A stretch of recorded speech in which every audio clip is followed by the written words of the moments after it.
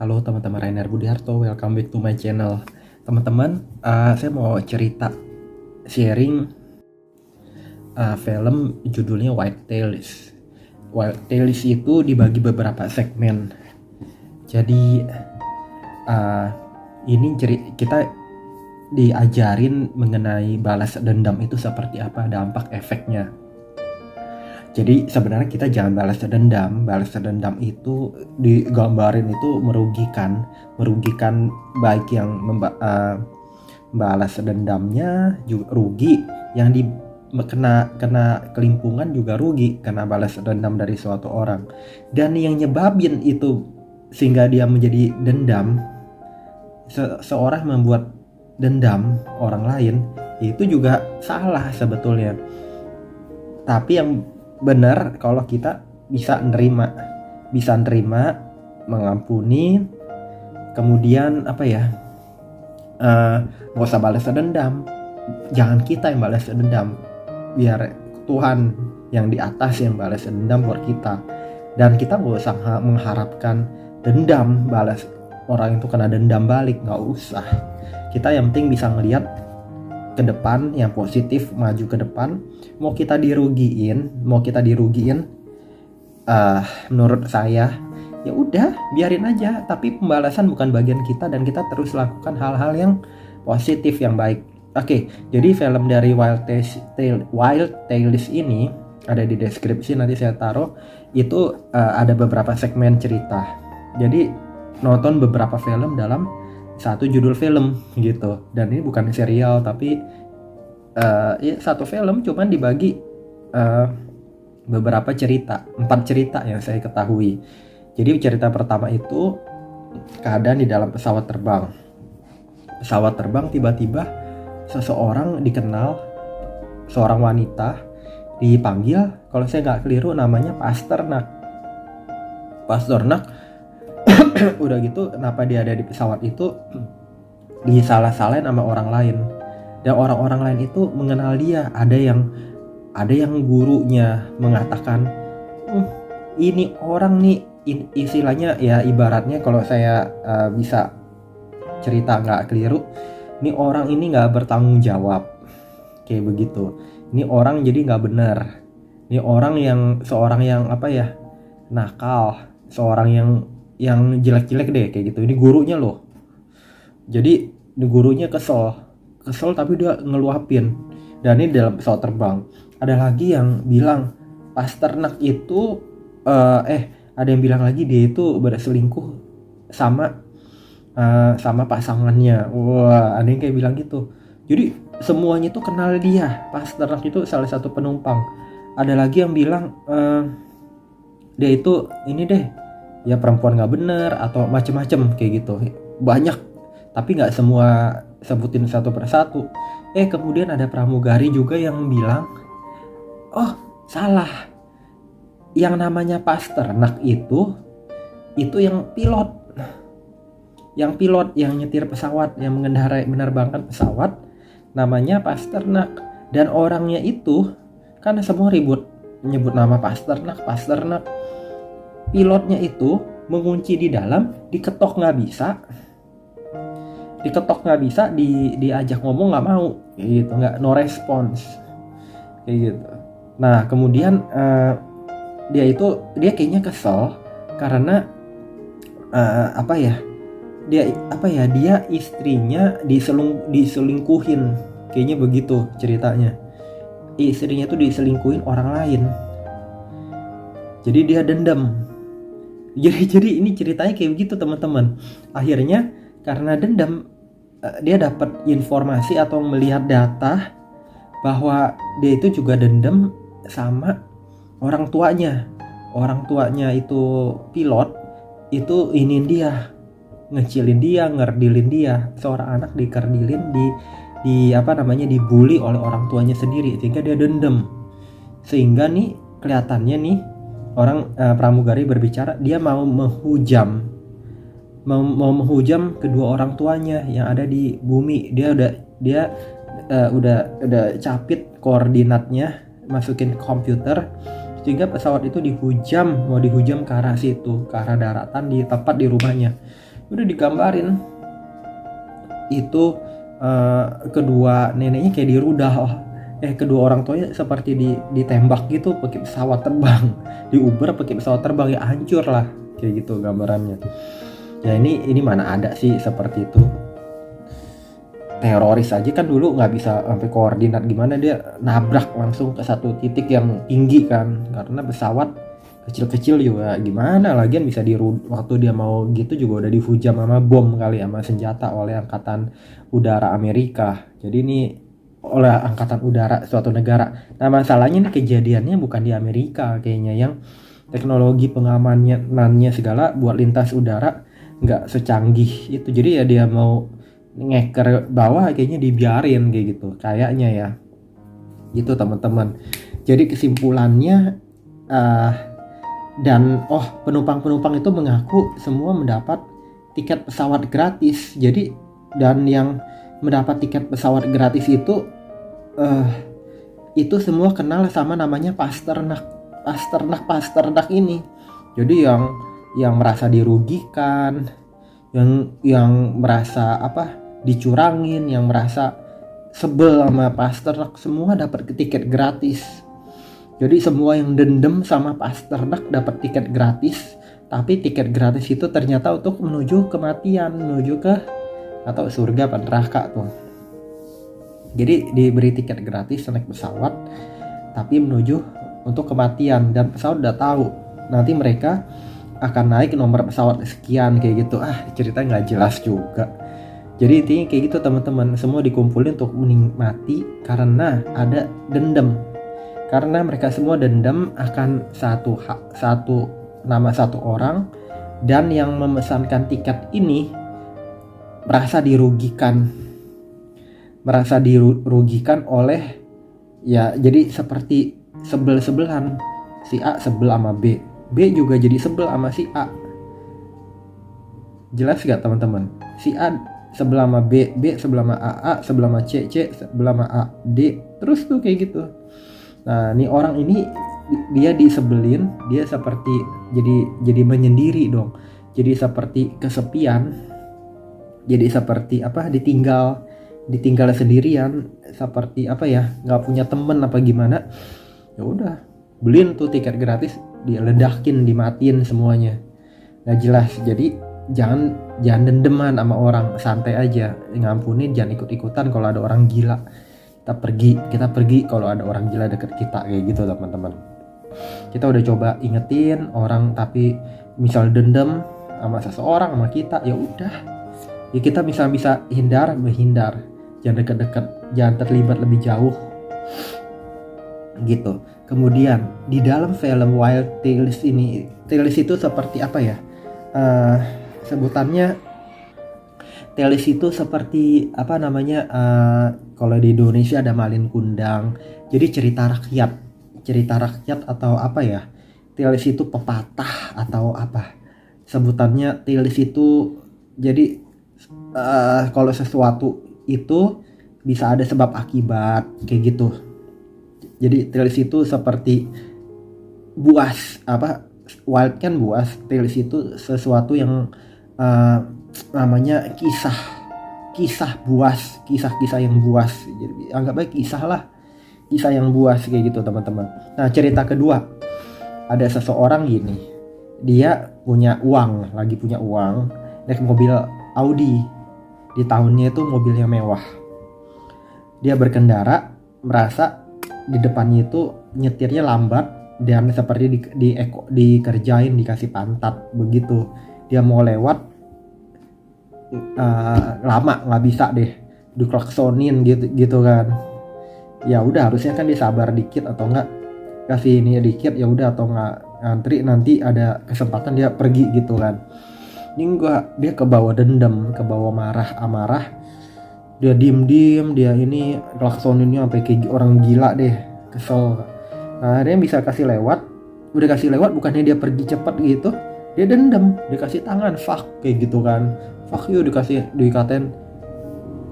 dikatain yang orang nyetir truknya tolol apa gimana kayak gitu. Alhasil nggak ngerti kenapa ini karma atau apa kebetulan atau enggak, di cerita ini difilmin, dendam itu nggak bagus teman-teman. Nggak berapa lama kemudian, berapa hitungan jam kali ya, bannya bocor. Ya ini nggak masuk akal, cuman nih kejadian kayak gitu.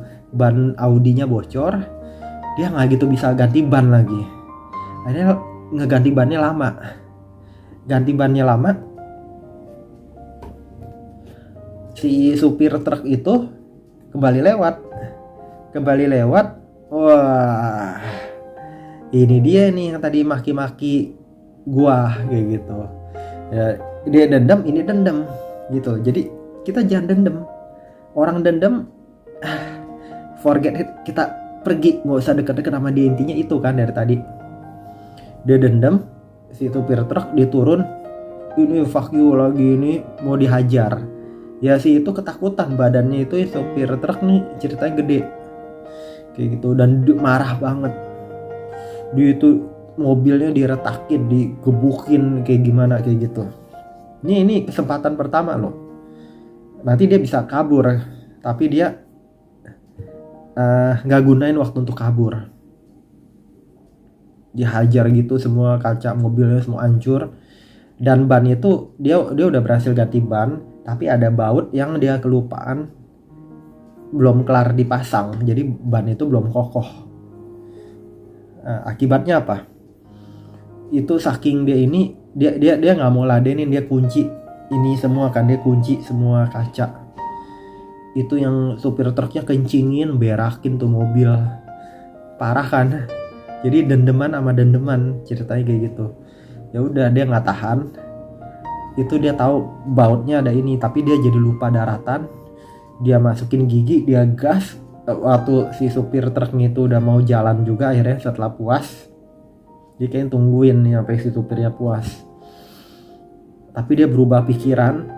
Tadinya udahlah dia mau lewatin aja, tapi enggak, dia jadi dendam. Gitu supir truknya balik ke truknya mau jalan, ditabrak itu truk. Itu ternyata depannya jurang. Ya udah ditabrak terus sampai itu truk masuk ke jurang gitu. Masuk ke jurang kan, kebalik gitu. Ya, udah gitu tapi sebelum kejadian gitu dia juga udah sempet dibilang nih. Dia kan cepet-cepet naik.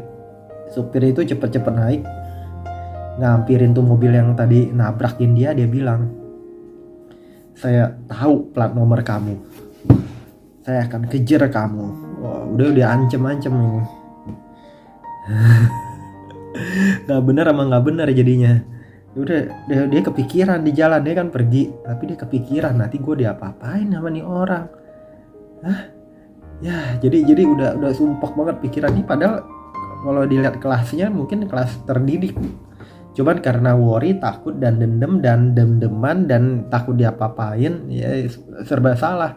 Ya pengalaman hidup yang berat ya, pengalaman hidup berat banget kalau emang itu harus kejadian. Dia balik, supir truknya itu dia mau tabrak berapa kali. Dia mau tabrak berapa kali itu supir truk, tapi belum ketabrak, bannya dia lepas karena ada satu baut yang belum kekunci. Lepas, boom. Akhirnya kebalik juga tuh mobil Audi. Ya, akhirnya udah dia jungkir balik ke bawah, supir truk turun, dia cekek gitu pakai dasinya yang dia pakai itu dicekek pakai ini, jadi kayak digantung. Tapi bersyukur dia berhasil nahan ke kaca jendela mobil, ke kusen jendela mobilnya dia. Jadi dia selamat, nggak tergantung. Kemudian dia dendam dong, dia balik lagi, dia mau dibakar tuh mobilnya mau dibakar. Dia tarik itu orang kan tadi waktu mau cekek dia segala, dia jebol itu bagasi belakang kan udah kebuka gitu kan, dia jebol jok belakang masuk ke mobilnya, dia dicekek gitu tadi sampai udah setelahnya mau dibakar bensin di itunya, mau dibom gitu. Dia udah nyalain tuh molotov pakai kain nih. Ternyata ditarik itu orang, nggak sadar dia tarik, akhirnya dua-duanya kebakar dalam keadaan berpelukan apa berdekatan. Kelihatan tengkoraknya itu marah, jadi bekas sorot matanya itu nggak bisa bohong. Tengkorak sama tengkorak gimana ya, tengkorak kan udah tinggal tulang kan, tapi ini seperti dendam dan berdekatan, jadi kayak bercengkraman marah. Tapi polisi waktu itu kan udah diminta bantuan kan, di waktu ganti ban nggak bisa gitu, diperiksa juga. Heran apa yang terjadi, ada 2 mobil kedebum, dua-duanya meledak kayak gitu. Oke, lanjut cerita ketiga teman-teman. Ada suatu apa ya nih, ini orang merasa dicurangin soal derek. Ini ceritanya di Argentina apa, kalau saya nggak keliru ya, saya bisa salah kalau nggak salah di Argentina, jadi bukan di negara mana. Kalau saya nggak keliru Argentina atau negara mana deh, nggak, produser filmnya bukan kejadian di suatu negara eksak tepat ya. Jadi nggak tahu nih di negara mana kejadian ini. Banyak tukang derek yang nakal. Jadi orang sudah parkir ya bener, cuma tetap di derek mobilnya. Iya, ada seorang yang ngalamin ini berkali-kali dan dia nyalahin petugas derek yang notabene adalah orang pemerintah. Alhasil dia protes. Tiap protes dia bilang nggak mau bayar apa, mobilnya nggak boleh dikeluarin, dan petugas dereknya tidak mengaku salah. Dia bilang benar kok, you salah, you parkir di tempat yang salah. Ternyata enggak, dia bilang enggak, you kamu curang, dia bilang. Akhirnya dia debat panjang, tetap nggak dikeluarin. Akhirnya nggak dikeluarin. Di suatu waktu dia harus menghadiri ulang tahun anaknya. Akhirnya ulang tahun anaknya nggak bisa dia hadirin. Alhasil ibu itu istrinya dia jadi nggak seneng, kamu selalu nyalain orang kayak gitu dibilang. Akhirnya dia nggak tahu kenapa kejadian lagi ribut. Akhirnya dia dicerai oleh istrinya. Kejadian lagi, dia udah nungguin lagi nih dia ngeliatin lagi yang curang-curang, tapi sekarang dia mancing, dia taruh bom.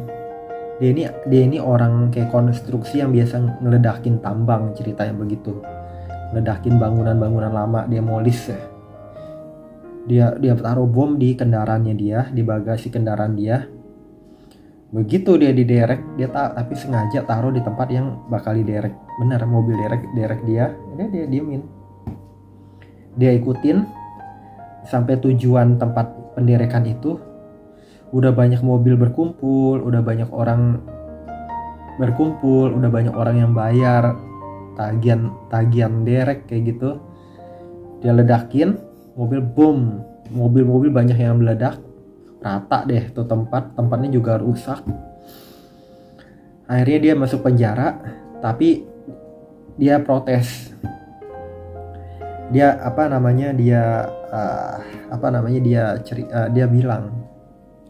bilang nih, orang-orang jadi dukung dia juga ya.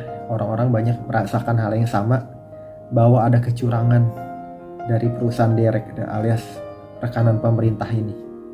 Akhirnya dia masuk koran, walaupun dia di penjara, namun istri dan anak-anaknya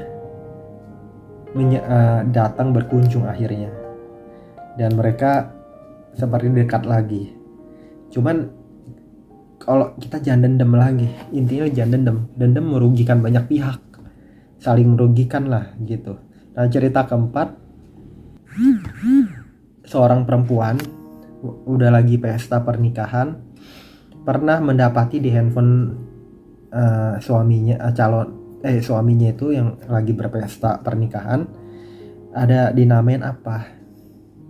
Tapi waktu pesta itu dia melihat lah suaminya itu kok seperti dekat sama suatu perempuan yang dia nggak kenal. Akhirnya dia curiga, dia pernah lihat suatu nomor yang sering dihubungi suaminya, dia telepon, benar perempuan itu yang ngangkat. Dia dendam. Akhirnya dia nanya ke suaminya dalam kondisi waktu lagi dansa pernikahan, apakah kamu? Dia kan marah. Padahal kan harusnya hari berbahagia, tapi dia marah. Apakah kamu pernah tidur dengan perempuan itu? Maksa nanyanya, minta kejujuran karena udah marah banget nadanya. Alhasil itu mengaku langsung dia tinggalin suaminya, dia lari ke atas. Jadi suaminya ditinggal gitu aja sama tamu-tamu. Suaminya ngejar, dia mau bunuh diri. Akhirnya itu perempuan, tuh istrinya, kemudian dicegah sama koki di hotel yang lagi di lantai paling atas juga. Akhirnya mereka kissing, berciuman kayak gitu. Begitu suaminya datang, dia melakukan hal yang ini deh, hal suami istri kayak gitu di loteng, buat bikin marah suaminya juga, buat bikin cemburu suaminya itu juga. Setelah kejadian itu suaminya minta maaf dan dia bilang, saya minta, kan udah sah pernikahan, dia minta ganti rugi. Dia kalau macam-macam segala, dia akan menyiksa suaminya secara mental. Jadi ini khas perempuan yang dendeman kayak gimana. Ya udah, dia akhirnya turun ke bawah dalam keadaan suaminya itu diperlakuin yang nggak enak banget gitu, padahal baru nikah hari pertama loh. Kalau udah kayak gitu ya udah pisah aja deh mendingan. Jadi itu udah dasarnya gitu, buat pernikahan seumur hidup gimana caranya tuh kayak gitu, nggak enak banget kan. Akhirnya di depan tamu-tamu dia tahu selingkuhannya itu, diajak dansa. Udah itu didorong ke kaca sampai kacanya pecah, itu orang luka-luka. Jadi dia balas dendam banget dan dia nuntut ganti rugi dari suaminya, tuntutan perceraian macam-macam lah kayak gitu. Dan suaminya ini ibarat itu cinta banget sama nih istrinya ini, sama perempuan ini. Akhirnya dia ngeladenin ya, dia mau memperbaiki, dia mau kasih uang, mau kasih apa ke ini. Cuman ya di endnya itu ya dendeman, terus mereka ya seperti berhubungan suami istri di tengah ini. Tamunya akhirnya pulang juga, tapi suasananya jadi nggak enak dan ini didasarkan jadi sesuatu yang parah ya menurut saya teman-teman. Udah, jadi intinya kita jangan dendam, kita harus kita bilang kalau kita nggak mau bilang, kalau nggak mau dibilang kata-kata mengampunin, kalau berat ya kita lupakan, menatap masa depan, lakukan yang baik, nggak usah dia dendam, kita dendam, tapi kita lihat ke arah yang benar, arah yang positif ya. Pembalasan bukan bagian kita. Kita kalau orang beriman percaya biar Tuhan yang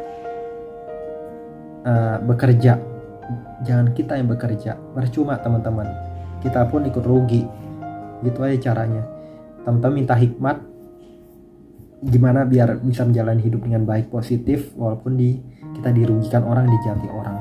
Semoga bermanfaat. Jangan lupa subscribe, like, share, komen. Sampai jumpa di video-video saya berikutnya. Bye bye teman-teman.